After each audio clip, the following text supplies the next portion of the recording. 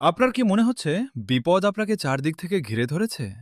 কোনো পথ খুঁজে পাচ্ছেন না? তবে শুনুন, মহান আল্লাহ আপনার জন্যই পবিত্র কোরআনে একটি বিশেষ সুসংবাদ দিয়েছেন। আল্লাহ বলেন, নিশ্চয়ই আল্লাহ ধৈর্যশীলদের সাথে আছেন।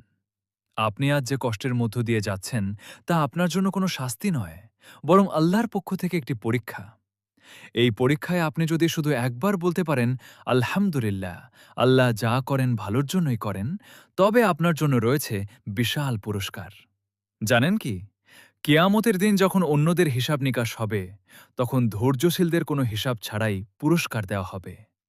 আপনার এই চোখের জল বৃথা যাবে না, ইনশাআল্লাহ।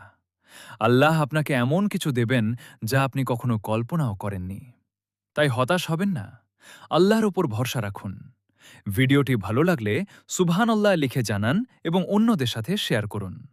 আল্লাহ আমাদের সবাইকে ধৈর্য ধরার তৌফিক দান করুন। আমিন।